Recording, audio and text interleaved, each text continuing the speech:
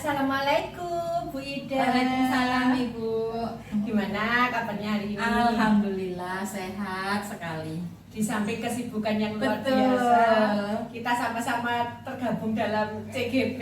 Iya. Walaupun ada sedikit yang membedakan, saya rekomendasinya dengan yang reguler. Iya. Ya, kita hanya bisa berharap dan berdoa semoga selalu Amin. diberikan oleh Allah kesehatan. Amin, amin. Baik Bu Ida, terima kasih menerima undangan saya hari ini untuk melakukan percakapan pra-observasi kelas. Terima Siap, kasih Bu. kesediaannya.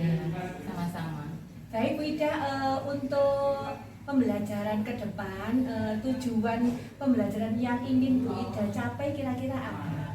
Kebetulan pembelajaran yang akan saya sampaikan besok adalah tentang sistem pencernaan pada manusia. Jadi saya ingin mencapai tujuan yang pertama, siswa saya mampu mendeskripsikan organ-organ pencernaan pada manusia. Dan yang kedua, mereka juga mampu membedakan organ pencernaan dengan fungsinya. Gitu. Jadi anak-anak tidak hanya mengenal tapi juga bisa mendeskripsikan apa Betul. fungsi masing-masing organ Betul. tersebut. Baik Bu Ida, setelah itu Bu Ida sudah paham tujuan yang akan dicapai. Iya. Kira-kira nih apa area pengembangan yang hendak dicapai? Area pengembangan yang ingin saya capai di situ ada dua, Ibu. Yang satu di pengetahuan, yang kedua di keterampilan. Jadi untuk yang pengetahuan seperti tujuan pembelajarannya tentang alat-alat atau organ pencernaan pada manusia, itu pengetahuannya. Untuk yang keterampilannya, saya fokus pada kemampuan siswa saya untuk mendeskripsikan dalam bentuk presentasikan. Presentasi Iya. masing-masing anak nanti maju. Betul. Presentasi. Kelompok itu. Berkelompok. Iya. Jadi nanti masing-masing kelompok mereka mempresentasikan hasil dari diskusi yang sudah mereka lakukan. Seperti Iya. itu. Semoga apa yang menjadi area pengembangan yang Bu Ida angankan, yang Bu Ida impikan, Iya. nanti bisa terlaksana Amin. dengan baik. Amin. Baik Bu Ida, dalam mencapai area pengembangan dan tujuan itu tentunya Bu Ida sudah mempersiapkan strategi-strategi gimana nih saya nanti ngabar mengajarnya seperti Iya. itu Bu Ida. Istilahnya rancangan pembelajaran saya gitu.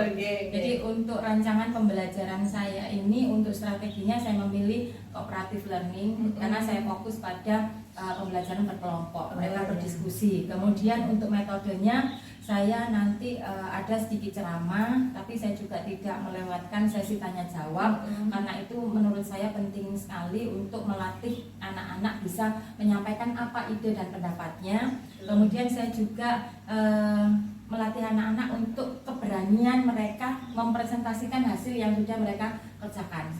Nggih. Kemudian untuk pendekatannya saya memakai pendekatan pembelajaran berdiferensiasi di mana kita semua tahu bahwa anak-anak itu memiliki keunikannya sendiri-sendiri. Betul. Sehingga sebagai guru kita harus bisa memahami kebutuhan belajar mereka.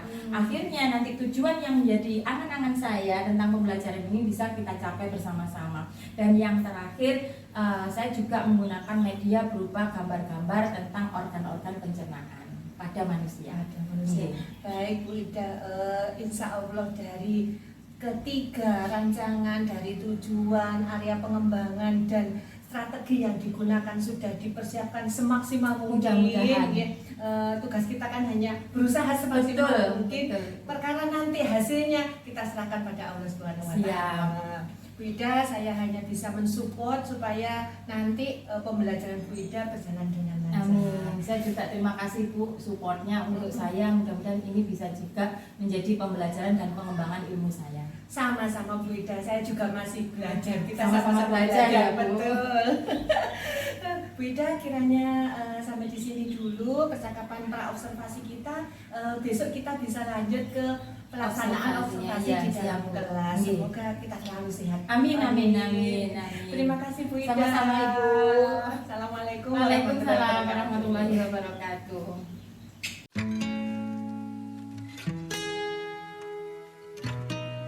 Assalamualaikum warahmatullahi wabarakatuh.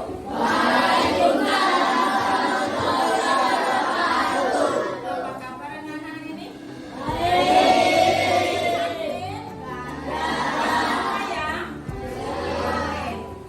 Siapa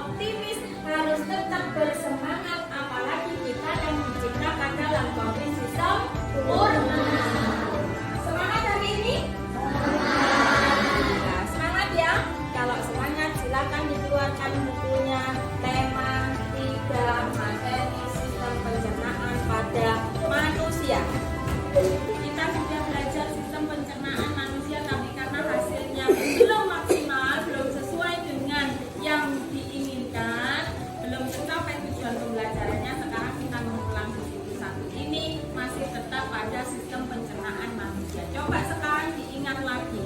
Perjalanan makanan mulai masuk ke dalam tubuh sampai keluar dari tubuh dimulai dari apa? Dari mulut. Kemudian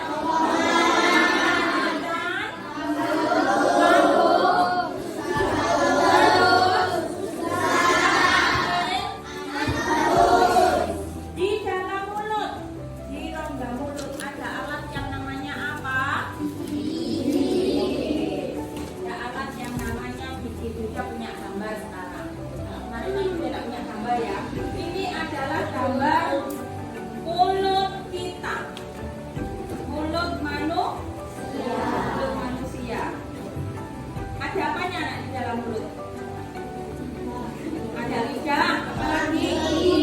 Ada gigi terus. Hah? Siapa yang kalau tidur keluar cairan? Apa jeneng itu? Hah? Air liur. Oke. Ini ya. Coba sekarang kita kepingin tahu bagian-bagian dari gigi kita. Yang paling depan. Hah? Hah? Gigi seri. Kemudian samping kanan dan kiri. Apa Tina? Gigi geraham yang mana nak gigi geraham? Paling belakang Tina. Yang ini gigi geraham. Ya, yang ini apa Tina? Gigi. Ada berapa gigi taring Tina? Ada 2 di bawah, 2 di atas. Nah, coba sekarang membayangkan mulutnya masing-masing. Bayangkan mulutnya masing-masing. Ada berapa gigi serinya? Coba hitung. Jangan pegang nanti bau mulut. Ada berapa giginya? Yang bawah? Yang bawah 4, atas? Atas 4. 1, 2, 3, 4. 1, 2, 3, 4. Yang ini masuk gigi taring. Ke belakangnya lagi ada gigi geraham depan. Ya. Setelah itu, setelah dari gigi geraham depan, belakangnya lagi namanya gigi geraham belakang. Ya, ini namanya epiglottis. Ini namanya lidah. Lidah ini mengeluarkan kelenjar air atau kelenjar air. Lidah berfungsi untuk membantu pencernaan. Sampai bayangkan kalau tidak ada lidah. Ketika sama sariawan, kalau makan bagaimana? Susah? Susah. Makanan tidak bisa dioper ke sini. Ya, mami mbak mengkleng-mengkleng, ya, mbak ngeluh-ngeluh nangis, ya, karena sakit. Ya, oke. Setelah dari mulut makanan masuk ke kerongkongan. Sekarang tidak punya gambar kerongkongan. Ini kan mulutnya tadi ya. Ini kerongkongan. Kerongkongan ini penyalur.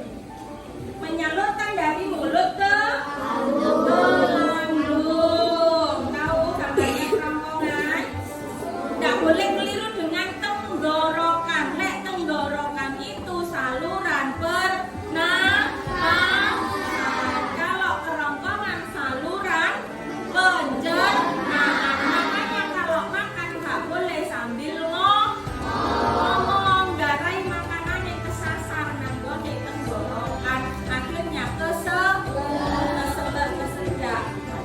Setelah dari tenggorokan kemana? Ke lambung. Nah, kita punya gambarnya lambung. Seperti inilah lambungnya sampean. Seperti ini lambungnya sampean. Bisa membayangkan? Bisa membayangkan? Di sini juga terjadi pencernaan. Ya, di lambung ini diremas-remas. Makanan yang sudah dihaluskan sama gigi, di sini dihaluskan lebih halus lagi. Molekulnya dipecah lagi. Menjadi yang sangat sederhana. Setelah dari lambung ke mana, nak? Usus halus. Oke, ke usus halus. Perhatikan gambar usus halusnya. Tuh. Ini gambar usus halusnya. Seperti ini yang ada di dalam perut kita. Pernah menyadari tidak kita? Tahunya kita habis makan, selesai makan, kenyang, sudah, pagi kita kepingin buang, sudah itu aja ya. Padahal pencernaan ini di dalam tubuh kita sangat berproses dan prosesnya sangat lama. Betul.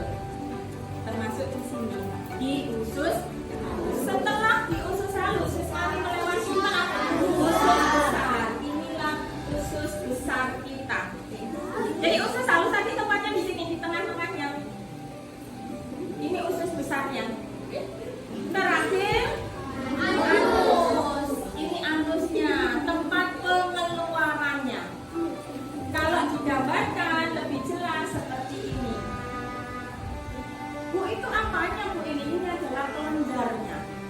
Otot-otot yang bekerja, makanya dia bisa membuka dan secara otomatis bisa menutup tanpa sampai perintah. Ya kan, sama tahu perintahkan tak? Terus tutupan, bukaan enggak kan? Dia membuka dengan sendirinya, menutup dengan sendirinya karena ada otot-otot di sini. Makanya sama kalau sudah diapit tidak boleh sambil mengejar koyok. Tidak boleh.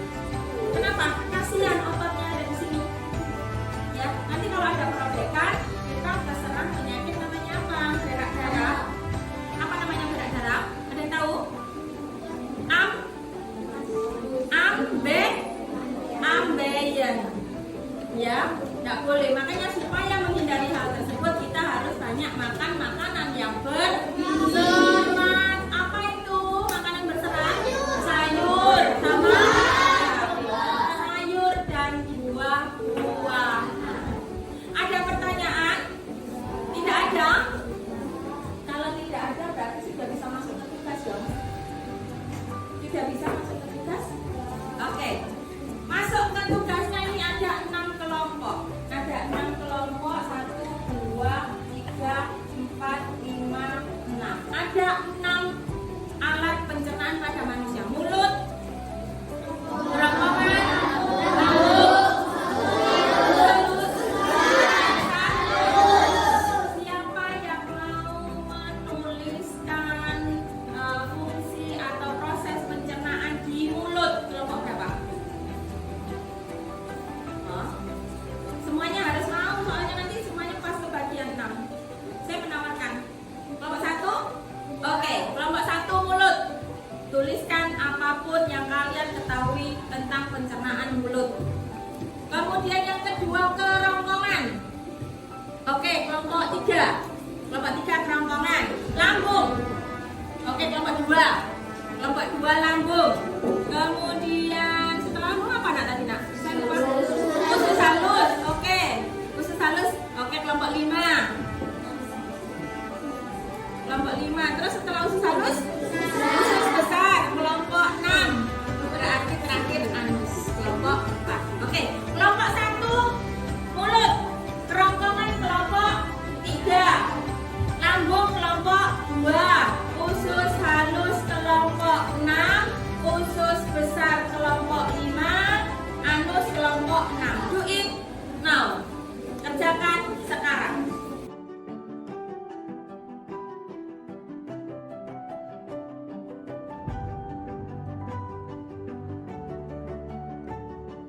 Hasil diskusi dari kelompok 3. Ayo, siapa mewakili? Angelin. Oke, semuanya mendengarkan hasil dari kelompok 3. Kerongkongan merupakan saluran yang panjangnya kira-kira 20 cm. Jika berisi makanan, kerongkongan akan membusuk. Sebaliknya, jika kosong kerongkongan akan memilih. Kerongkongan dapat melakukan gerak bergelombang atau gerak aristatik. Gerak aristatik mendorong makanan sehingga makanan masuk ke lambung. Gerak aristatik dilakukan oleh otot di dinding kerongkongan. Ya, silakan duduk.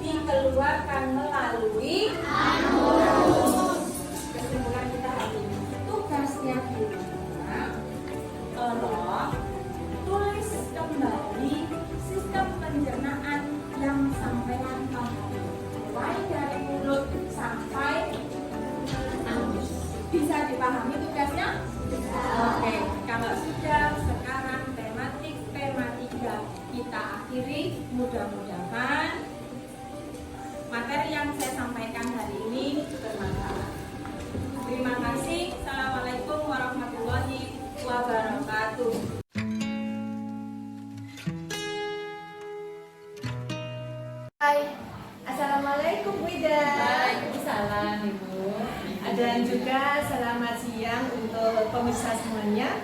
Mohon izin perkenalkan saya Ibu Yuni Siswati dan teman saya Jarolik Mawati. Kami akan berkolaborasi dalam kegiatan aksi nyata modul 2.3 tentang supervisi akademik. Alhamdulillah saya selaku observer dan Bu Ida guru yang akan saya observasi. Baiklah, kegiatan kita kemarin sudah melaksanakan observasi di dalam kelas. Nah, sekarang kegiatan kami adalah pelaksanaan dari pasca observasi. Baik Bu Ida, kemarin gimana perasaan Bu Ida setelah saya supervisi? Drodok tak atau gimana gitu? Alhamdulillah Ibu, saya merasa cukup senang ketika diobservasi karena pasti ada refleksi untuk saya dan ada perbaikan untuk saya di pembelajaran berikutnya. Baik Bu Ida, kalau perasaannya senang jangan sampai terpaksa ya Bu Ida. Betul. Ya, seperti itu. Dan jangan Ibu ini loh kok kenapa saya yang dipilih, karena saya kan mencintai Bu Ida sepenuhnya. Alhamdulillah. Baik Bu Ida, menurut Bu Ida nih refleksi dari kegiatan observasi pembelajaran yang kita laksanakan kemarin bagaimana? Alhamdulillah Ibu, kalau menurut saya kemarin pembelajarannya berjalan dengan lancar. Semua step dan langkah-langkah yang sudah saya susun di rencana ajar saya terlaksana meskipun kurang sempurna. Tidak ada manusia yang sempurna. Betul. Kesempurnaan hanya milik Allah semata. Iya. Baik. Baik Bu Ida, dari rencana pengembangan yang telah Bu Ida sampaikan di percakapan pra observasi kemarin, menurut Bu Ida nih sudah tercapai sejauh mana area pengembangan yang Bu Ida laksanakan saat saya observasi? Ya, untuk area pengembangan di pengetahuan, alhamdulillah menurut saya seperti yang dikatakan tadi tidak ada manusia yang sempurna. Jadi dari 28 siswa yang saya ampu di kelas 5 hanya 1 atau 2 anak yang belum mencapai tujuan pembelajaran dan itu saya anggap maklum. Untuk area keterampilannya, area pengembangan di keterampilannya yaitu kemampuan mereka menyampaikan hasil dari diskusi mereka, kerja kelompok mereka sudah cukup baik. Baik Bu Ida, kemarin kan karena ada 2 area pengembangan yang dimunculkan Bu Ida, pengetahuan dan keterampilan. Ya. Kalau menurut Bu Ida area tersebut sudah cukup tercapai, alhamdulillah.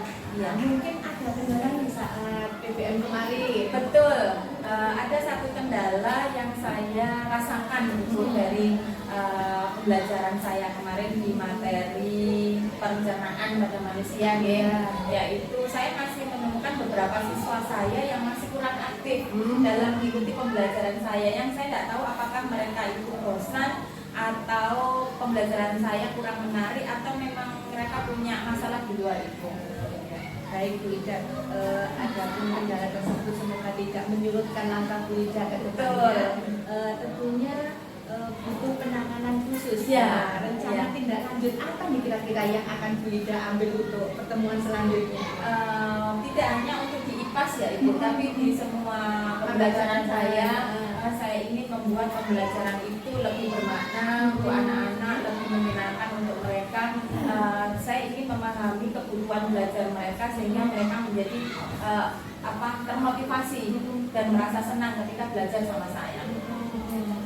Selain itu nih dari kemampuan Bu Ida sendiri mungkin ada yang ingin ditinggalkan Bu Ida untuk menindaklanjuti dari kok anak-anak saya kan ada yang kurang aktif gitu. Meningkatkan konsentrasi mungkin dengan teknik stop mindfulness saya, kemudian pembelajaran sosial emosional saya yang lebih dekat. Mengelola emosi Iya, juga. betul. Jadi sosial emosional itu tidak hanya penting untuk murid, tetapi untuk guru juga benar-benar menghadirkan jiwa kita ketika kita mengajar mereka. Betul Bu Ida. Kira-kira nih rencana tindak lanjut Bu Ida itu yang pertama tadi adalah mendekati si anak. Betul, pendekatan anak-anak itu bisa berubah nantinya, Ya. lebih menyukai Bu Ida, lebih aktif saat pelajaran Bu Ya, Ida, betul. seperti itu. Nah, semoga Bu Ida nanti bisa menjadi guru yang dirindukan oleh anak-anak. Amin. Kira-kira nih Bu Ida, kapan rencana tindak lanjut itu dilaksanakan? Secepatnya dan setiap pembelajaran saya itu. Baik Bu Ida, saya rasa percakapan kita hari ini sudah tuntas. Alhamdulillah. Semoga sesuai dengan apa yang kita harapkan bersama-sama dari pembelajaran ini, kita bisa memetik benang merahnya. Kita tidak lepas, harus selalu belajar dan belajar, karena di sekolah kita bercita-cita menjadi guru yang selalu dirindukan oleh anak-anak. Semoga nanti anak-anak yang kita bimbing juga menjadi anak-anak yang sukses dunia akhirat, Bu Ida. Amin. Baik Bu Ida, saya ucapkan terima kasih Sama-sama, waktunya. Ibu. Mohon maaf mungkin masukan-masukan dari saya itu kurang berkenan di hati. Terima Bu kasih Ida. sekali. Terima kasih pemirsa semuanya. Kami akhiri. Wassalamualaikum warahmatullahi wabarakatuh. Waalaikumsalam warahmatullahi wabarakatuh.